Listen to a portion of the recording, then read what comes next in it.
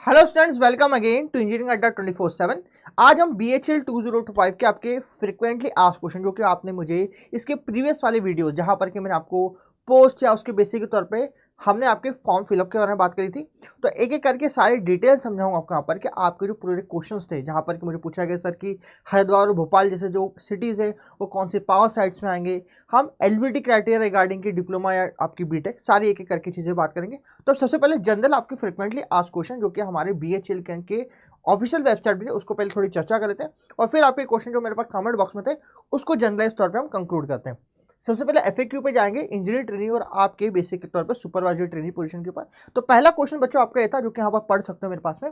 तो पहला क्वेश्चन में आपको ये बोला गया था आपके पास सुपरवाइजर ट्रेनिंग के लिए एप्लीकेबल हूँ मेरे पास में, और मगर जब मैं इसकी फॉर्म फिल कर रहा हूँ तो मुझे प्रेफरेंस से पूछ रहा है कि मुझे इंटरव्यू की स्लॉट या जगह मुझे बताओ।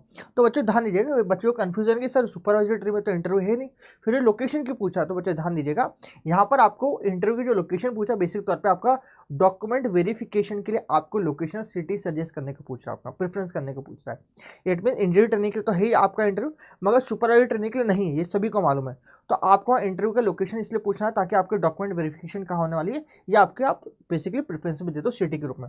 सेकंड आपके पास में कि आप BHL का जो फॉर्म फिल कर रहे हो उसमें आप बीटेक और आपके डिप्लोमा दोनों है। बीटेक कहाँ पर लेटरल एंट्री से आफ्टर डिप्लोमा, तो क्या मैं इसके एलिजिबल हूँ? हाँ, आप दोनों फॉर्म के लिए एलिजिबल है। मगर एक इंपॉर्टेंट बात ध्यान बच्चों आपको रखना है, क्योंकि आप इलेक्ट्रिकल इंजीनियरिंग के लिए आप एलिजिबल है और आपने दोनों फॉर्म अपने सुपरवाइजर इंजीनियर ट्रेनिंग एक ही डिसिप्लिन से डालें, तो हो सकता है सेम टाइम स्लॉट के अंदर और सेम टाइम के अंदर आपका एग्जाम हो सकता है किसी एक एग्जाम को मिस कर जाए। तो एक इंपॉर्टेंट पार्ट आपको यहाँ पर ध्यान रखना पड़ेगा कि किसी एक एग्जाम को यहाँ पर आप फॉर्म फिल कर पाएंगे। थर्ड पॉइंट कि कभी मेरे पास मैंने डिप्लोमा कर रखा है और मैं बीटेक के लिए आपके एलिजिबल हूं, तो क्या मैं यहाँ पर फॉर्म फिल के अंदर आपका किसी एक चीज़ को मैं फॉर्म के अंदर लिख नहीं पा रहा हूँ। तो मैंने डिप्लोमा कर रखा है और बीटेक भी कर रखा है और मैं इंजीनियरिंग ट्रेनिंग के लिए अपना फॉर्म फिल कर रहा हूँ, तो सर मैं डिप्लोमा की अपने जो भी डिग्री के मार्क्स हैं वो लिख नहीं पा रहा हूँ, क्योंकि कहीं मुझे दिख नहीं रहा है। तो बच्चों यहाँ पर बोला गया है कि आपके 10th के मार्कशीट लिख दो। क्या बोला? डिप्लोमा वाले बच्चों के आप सिर्फ 10 के मार्कशीट जो डिटेल से वो लिख दो, और साथ में इंजीनियरिंग की जो डिग्री के मार्क्स है वो लिख दो आपके पास में।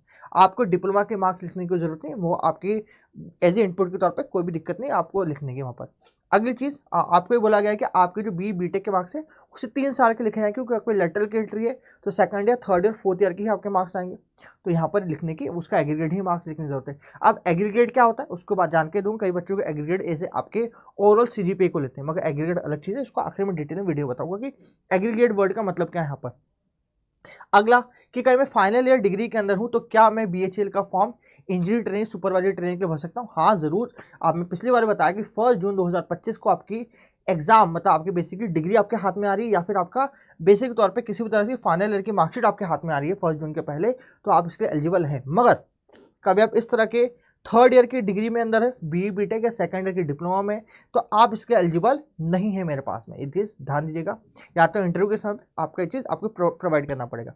अगली चीज़, आप IME जैसी किसी भी आपने इंस्टीट्यूट के अंदर आपका इंजीनियरिंग आपकी डिग्री कंप्लीट करी है, तो क्या एलिजिबल हो? तो नहीं, आप इसके एलिजिबल नहीं है किसी भी डिग्री के लिए। IME IMC IMIT जैसी डिग्री के एलिजिबल नहीं होगी यहाँ पर दोनों पोजीशन के लिए।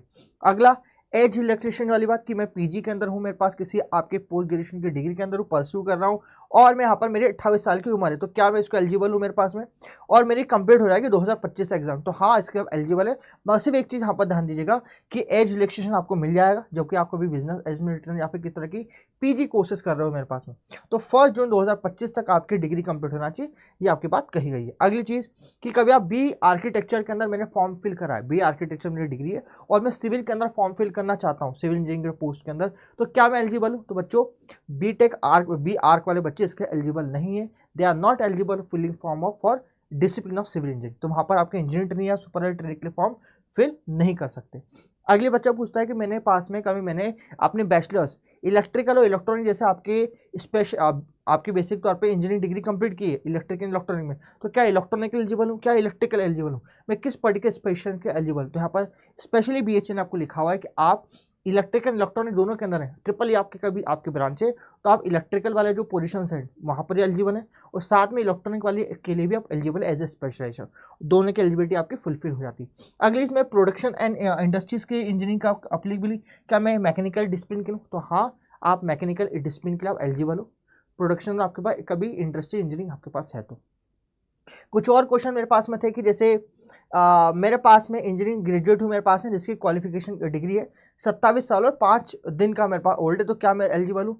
तो आप कभी आपके पास में इंजीनियरिंग ग्रेजुएट है मेरे पास जो कि बिलोंग कर रहे हैं एक जनरल कैटेगरीज को, तो 1998 तक आप कर सकते हैं, उसके बाद वाले एलिजिबल नहीं रहेंगे। कैन बिफोर कोई अप्लाई नहीं कर सकता। अगली चीज़, कभी मैं ST/SC कैंडिडेट हूँ और मेरे पास आपका किसी भी तरह की आपका सर्टिफिकेट नहीं है, तो क्या करूँ?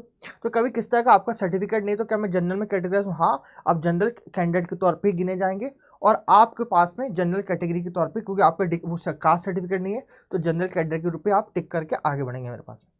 अगली चीज़, ट्रैवल अलाउंस के बहुत सारे क्वेश्चन थे कि क्या मैं ट्रैवल अलाउंस मुझे मिलेगा जब मैं CBT एग्जाम देने जाऊंगा? तो नहीं, मुझे आप जब CBT एग्जाम दोगे किसी भी तरह का ट्रैवल अलाउंस नहीं जाएगा। मगर हाँ, कभी आप इंटरव्यू के लिए आते हैं या फिर डॉक्यूमेंट वेरिफिकेशन के आते हैं तो आपको टायर 2 का स्लीपर ट्रेन का आपको टिकट का वेरिफिकेशन जाएगा। मगर डिपेंड करता है कि आप जहाँ आपको सिटी है उस सिटी में ही रहते हैं, तो आपको कोई किसी भी तरह का आपका फेयर नहीं जाएगा, मगर आपको उस तरह के क्राइटेरिया आपको फुलफिल करने पड़ेंगे जहाँ पर आपको फेयर चार्ज दिया जाएगा आपका।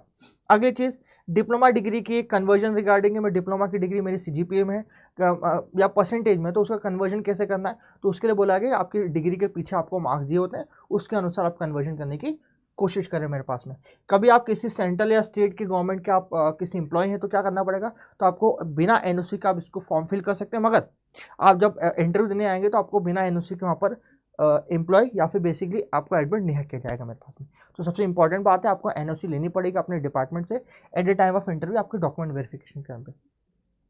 कई और जो एग्रीगेट वाली मैं आपसे बात कर रहा था कि सर मेरी जो एग्रीगेट मार्क्स हैं डिप्लोमा के वो फाइनल मार्कशीट से कैसे करूँ? तो बच्चों यहाँ पर ध्यान दीजिएगा, जब भी आपका एग्रीगेट निकाला जाता है किसी मार्कशीट में तो सेकंड ईयर थर्ड ईयर के एक तरह का एग्जाम्पल दिया कि 100 में से 70 सेकंड ईयर में जो डिप्लोमा जो लेटरल वाले बच्चे हैं जो डिप्लोमा से इंजीनियरिंग करना है 100 में से 70, 100 में से 75, 100 में से 80 मार्क्स मिले।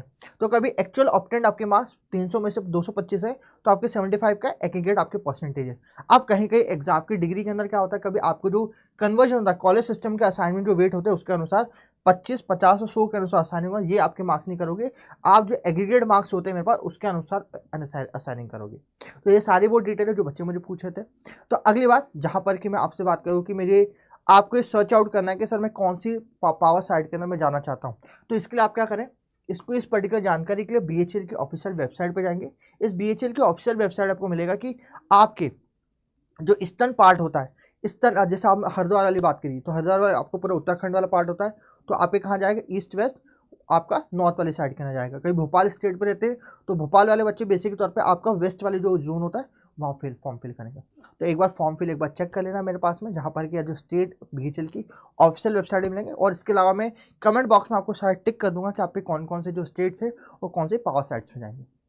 आपको वीडियो कैसा लगा मुझे कमेंट बॉक्स में ज़रूर बताइएगा, और इसके अलावा कोई क्वारीज हो तो भी मुझे बताइएगा। इसके अलावा मैं आपकी जो पावर साइट से चीज़ें वो मैं आपको कमेंट बॉक्स में टैग कर दूंगा ताकि आपको जानकारी मिल सके। और कभी आपको ये वीडियो पसंद आया तो लाइक करेंगे, शेयर करेंगे और सब्सक्राइब ना करना ना भूलेंगे engineering Adda 24/7। Thank you so much friends.